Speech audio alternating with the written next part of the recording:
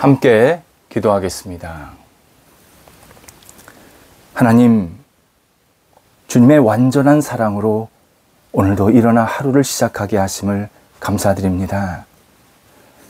사람들의 칭찬에 갈급해하는 하루가 아니라 주님의 마음에 합한 날이 되게 하옵소서. 세상에 보이는 목적에 휘둘리는 날이 아니라 주님의 나라에 확실한 소망을 둔 날이 되게 하옵소서.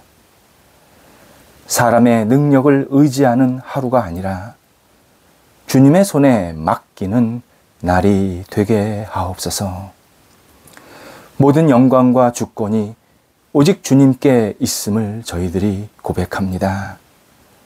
고백하는 대로 오늘도 살아가게 하옵소서. 가는 곳마다 주님의 인도하심을 경험하며 주님의 선하심을 고백하는 날이 되게 하옵소서. 만나는 사람마다 주님이 만나게 하시는 것임을 깨달으며 올바른 목적과 하나님의 나라의 영광을 이루게 하옵소서. 하는 일마다 주께서 맡기신 역할임을 깨달으며 충실하게 임하여 좋은 열매들이 있는 귀한 복이 있게 하옵소서. 병상에 있는 성도들 붙잡아 주옵소서. 우리 사랑하는 성도들이 예수님 안에서 오늘도 다시 일어나기를 원합니다. 치유하소서, 회복하게 하소서, 온전한 손길로 임하여 주셔서 영육이 강건해지게 하시고 하나님과 깊은 교제의 시간 되도록 오늘도 붙잡아 주옵소서. 치료받으실 때에, 약물이 투여될 때에, 또 어떻게 치료해야 할지 계속 방법을 찾을 때에, 재활훈련할 때에 하나님께서 선하게 지켜주셔서 주님의 방법대로 뜻대로 진행되게 하여 주시옵시고 오직 하나님이 살아계심이 목도되는 귀한 날 되게 하옵소서. 옆에서 열심히 애쓰는 의료진들 또 병간호하시는 분들도 붙잡아 주셔서 주님의 능력이 임하여 주셔서 모든 것을 감사함으로 잘 감당하게 하시고 우리 환우들을 사랑하는 마음으로 가족을 대하는 마음으로 잘 섬기실 수 있도록 함께 하옵소서. 가족들을 붙잡아 주셔서 힘들지 않게 하시고 새 힘 주시고 위로해 주시고 오늘도 병상에 누워있지만 하나님이 함께 하시는 것을 목도하면서 함께 찬양하며 영광 돌려드리는 우리 사랑하는 가족들 되게 하옵소서. 어려운 일 당하시는 분들이 있습니다. 붙잡아 주옵소서. 어려움 속에서 하나님을 기억하게 하시고 힘든 일 속에서 하나님의 은혜를 구하게 하시고 모든 것이 하나님의 손길 가운데에서 하나하나 풀어지는 하나님이 기뻐하시는 분들 될 수 있도록 역사하여 주옵소서. 이 어려움이 하나님을 만나는 시간 되게 하시고 하나님과 깊은 교제하는 시간 되도록 함께 하옵소서. 자녀들을 붙잡아 주옵소서. 우리 자녀들이 믿음 안에 굳건히 서기 원합니다. 신앙이 깊어지기 원합니다. 하나님을 경외하는 사람 되기 원합니다. 자녀들에게 영적으로 깨어서 주님과 동행하게 하시고 하나님을 놓치지 아니하도록 인도하여 주옵소서. 장래에 큰 꿈도 허락하시고 주의 주시는 능력으로 하나님의 뜻을 이룰 수 있는 비전이 있게 하여 주시어서 이 비전을 통하여서 하나님 나라에 크게 쓰임받도록 함께 하옵소서. 학업을 감당하고 있습니다. 직장을 감당하고 있습니다. 하나님 이 일들을 감당할 때 하나님이 주시는 열정으로 감당하게 하시고 공부할 때 모자르지 않게 하시고 지혜가 더 깊어지게 해주셔서 하나를 알면 여러 가지를 깨닫게 하시고 통찰력 주셔서 공부하는데 최선을 다하게 하시며 또 직장에서 일할 때에도 지혜롭게 잘 감당하여서 필요한 인물이 되도록 인도하여 주옵소서. 영육간에 건강시켜 주셔서 늘 주님과 함께 동행하는 우리 사랑하는 자녀들, 말씀 안에 거하는 자녀들 되도록 함께 하옵소서. 일터를 붙잡아 주옵소서. 오늘도 맡겨주신 일터 감사합니다. 사업처, 가게, 학교, 직장 하나하나 우리 성도들이 감당할 때에 주님의 뜻을 이룰 수 있게 하시고 하나님 앞에 아름답게 쓰임받는 하루가 되도록 인도하시며 확장되게 하시고 깊어지게 하시고 성숙되게 하시고 흥황케 하시고 좋은 열매가 맺히는 모든 일터가 되도록 함께 하옵소서. 계속해서 거래를 생각하며 기도하는 분들이 계시오니 이 거래가 복의 나눔이 되게 하시고 이 일들을 통하여서 하나님 주시는 은혜가 많은 사람들에게 함께 나누어지며 또 만나는 사람, 거래하는 모든 사람들에게도 큰 감사와 기쁨의 시간이 될 수 있도록 인도하여 주옵소서. 출타하시는 분들 붙잡아 주옵소서. 다양한 이유로 출타하실 때에 성령께서 그 발걸음 인도하셔서 건강하게 잘 다녀오실 수 있게 하시고, 가서도 좋은 시간, 감사한 시간, 기쁨의 시간 보내게 하시며, 이 출타 시간을 통하여서 하나님이 주시는 새로운 힘과 용기를 얻을 수 있도록 인도하시고, 하나님의 뜻을 이루는 이 시간 되도록 인도하여 주옵소서. 하나님, 오늘도 우리 성도들이 선한 주님의 뜻을 기억하며 한날을 살아가기를 원합니다. 말씀의 사람, 진리의 사람 되게 하셔서 우리 성도들이 가는 곳곳마다 진리가 선포되게 하시고, 많은 사람들과 함께 손을 잡고 하나님의 뜻을 이룰 수 있는 한날 되게 하여 주시옵소서. 우리 성도들에게 오늘도 주의 주시는 평안이 넘치게 하옵소서. 예수님의 이름으로 기도드립니다. 아멘.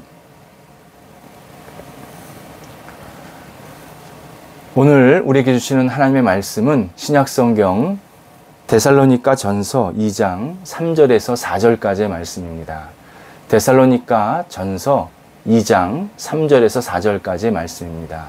살아계신 하나님의 말씀을 봉독합니다. 우리의 권면은 간사함이나 부정에서 난 것이 아니요 속임수로 하는 것도 아니라 오직 하나님께 옳게 여기심을 입어 복음을 위탁받았으니 우리가 이와 같이 말함은 사람을 기쁘게 하려 함이 아니요 오직 우리 마음을 감찰하시는 하나님을 기쁘시게 하려 함이라. 아멘. 사랑의 관계는 진실을 기초로 생성이 됩니다. 감정이나 느낌을 근거로 해서 일어난 사랑은 연료가 바닥난 자동차가 장거리 여행을 떠나는 것과 같습니다. 감정적인 사랑, 그리고 느낌적인 사랑은 오래 지속하지 못할 뿐만 아니라 시간이 갈수록 변질되고 망가집니다. 인간의 감정은 믿을 만한 것이 못 되기 때문입니다. 아이를 키울 때도 감정적으로 키우는 분이 있는가 하면 진짜 사랑으로 키우는 분들이 있습니다. 제가 언젠가 한 아이를 키우시는 젊은 어머니에게 들은 이야기입니다. 엄마가 되는 것이 기대만큼 낭만적이지 않았다고 합니다.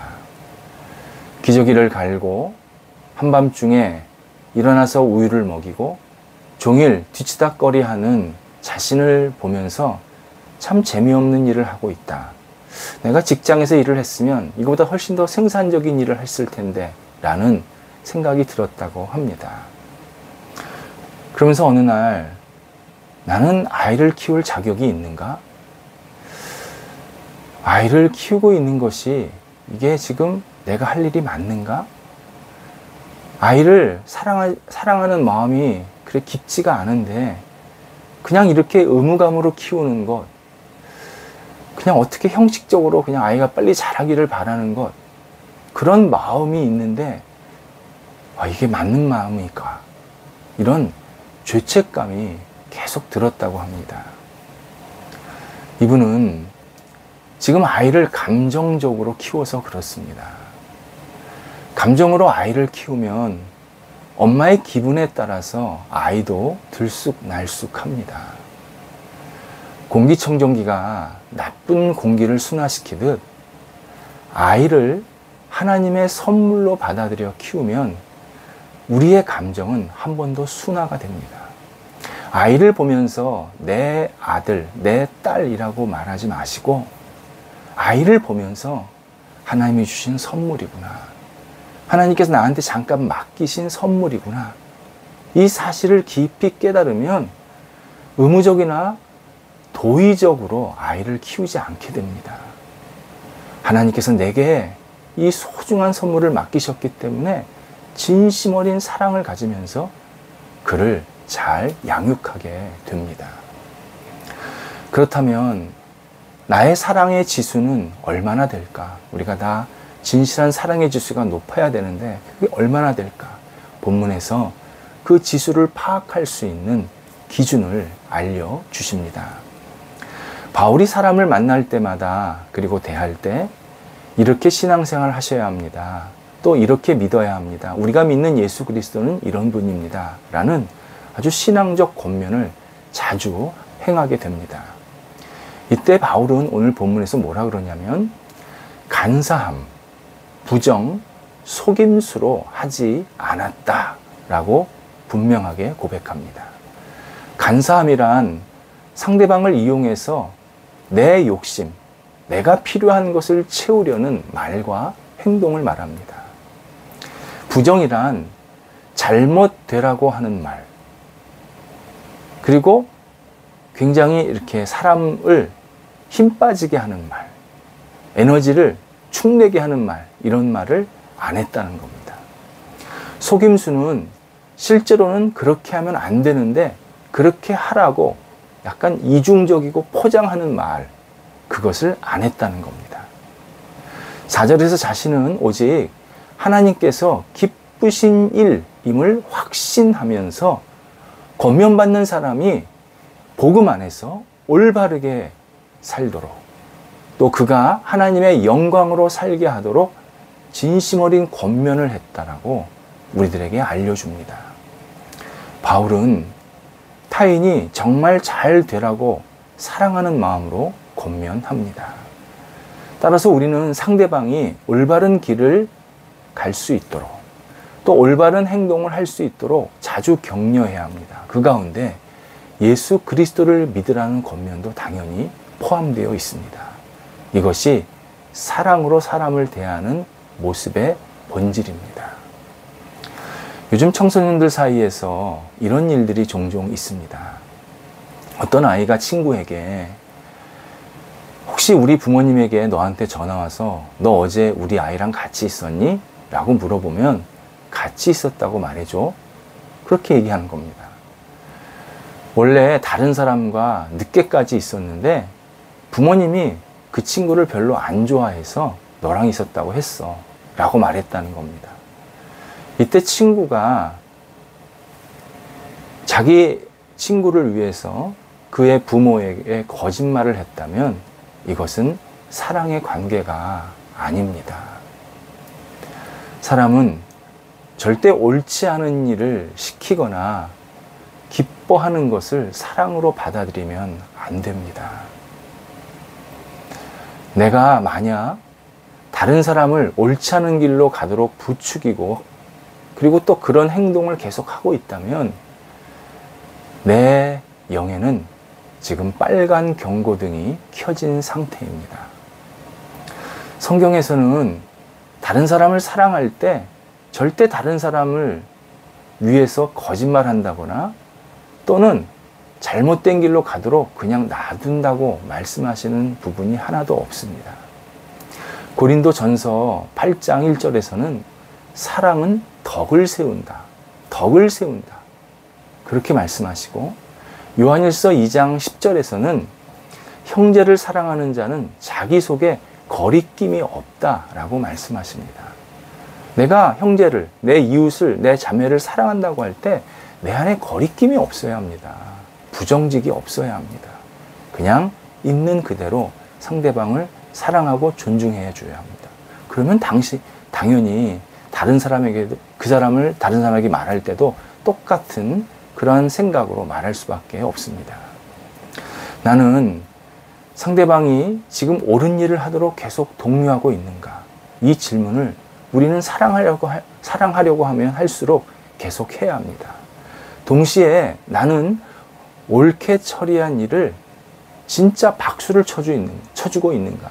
그 사람이 잘한 일에 대해서는 정말 누구보다도 칭찬을 해주고 있는가? 이것도 또한 계속 질문해야 합니다. 사랑은 진리, 곧 의와 함께 기뻐하기 때문입니다. 사랑은 불의는 멀리하고 진리는 가까이 합니다. 여기서 불의의 반대말 의 또는 진리라는 말은 꼭 높은 차원의 그러한 행동을 말하지는 않습니다. 정당한 일, 잘한 일, 합당한 일 등 이 그냥 소위 말해서 저 사람이 주변 사람들에게 선한 영향력을 끼치고 살리는 일은 모두 다 의이고 진리에 관한 일입니다. 예를 들어서 회사에서 내가 승진할 줄 알았는데 다른 사람이 승진을 했다. 내 순서는 뒤로 밀렸다. 만약 이것이 확인이 되었을 때 우리는 진심으로 그를 축하해 줄 수 있는가? 실제적으로 한번 스스로를 돌아봐야 합니다. 로마서 12장 15절에서 즐거워하는 자와 함께 즐거워하고 우는 자들과 함께 울라고 하십니다. 사랑은 남의 불행을 기뻐하지 않지만 동시에 남의 즐거움에도 기꺼이 동참합니다. 나 대신에 저 사람이 승진했다고 해도 저 사람이 잘된 일이기 때문에 그것을 진심으로 기뻐할 줄 아는 사람이 그게 사랑의 사람입니다. 그것은 내가 뒤처지는 게 아닙니다. 성숙해지는 사람입니다. 그리고 하나님은 참 놀라우신 것은요, 나에게도 또 어떤 다른 기회를 주십니다. 그래서 우리가 불의를 멀리하고 진리, 의를 가까이 하면 하나님께서 더 큰 긍휼과 사랑을 나에게도 베푸시는 그러한 경험을 계속하게 됩니다. 미국의 감옥에서 있었던 일입니다. 이 감옥은 흉악범들, 사회적으로 아주 흉악범들만 모아놓은 장기 복역수, 그러니까 무기징역이나 살인, 그러니까 사형, 이런 죄만 있는 그러한 무시무시한 장소였습니다. 여기에 새로 부임한 교도 소장이 아주 신실한 신앙인이었고 그의 아내도 부인도 신실한 신앙인이었습니다. 아내가 어느 날 남편에게 죄수들을 좀 전도하고 싶은데 자기가 죄수들을 만나도 되겠느냐고 상의를 했습니다. 주변에 소장의 스텝진들, 그러니까 옆에서 일을 도와주고 또 여러 가지 모든 것을 결정을 할 수 있을 때 이렇게 조언도 해주고 참고사항도 이렇게 전해주는 그 주변의 스텝진들이 다 반대한 겁니다. 여성의 몸으로 죄수를 만나는 것은 위험합니다. 이 죄수들 그냥 죄수 아닙니다. 그래서 여긴 너무 험악하니까 여기 소장님의 부인이 올 때가 못 됩니다. 이렇게 이야기를 했다고 합니다. 하지만 이 소장은 기도하면서 고민 끝에 허락을 합니다. 맨 처음 아내가 죄수들을 만난 곳은 감옥 내에서 농구 대회가 열리는 작은 농구장이었습니다. 아내는 세 딸을 데리고 같이 외곽에 있는, 바깥에 있는 벤치에 죄수들과 같이 앉아서 응원을 했습니다. 그랬더니 참 놀랍게도 죄수들이 처음에는 윽박지를 줄 알았는데 반대로 죄수들이 피하더랍니다. 그리고 죄수들이 이렇게 가까이 오지를 않다고 합니다. 근데 이 아내는 정말 진심으로 응원을 해줬고 죄수들에게 먹을 것도 나눠주면서 같이 그냥 편하게 이야기를 한 겁니다. 이렇게 며칠 동안 살갑게 대해주니까 죄수들이 마지못해서 그냥 오면 왔냐고 그렇게 인사를 하더랍니다. 이때 이 아내가 주변 사람들을 가만히 살펴보니까 한 죄수가 사람을 죽였다고 하는데 시각장애자인 겁니다. 그래서 그는 이 점자책을 읽는 법을 가르쳐 주기 시작합니다. 물론 본인이 가르친 게 아니라 이제 선생님을 모셔와서 점자를 가르쳐 줍니다. 그리고 그가 성경을 점자로 읽게 만들어 주었습니다. 또 귀가 잘 안 들리는 죄수들이 여럿 있었습니다. 이때 이 아내는 그들을 위해서 수화를 직접 배워서 6개월 후에 수화를 가르쳐서 결국 예배 시간에 수화 통역을 맡기게 됩니다.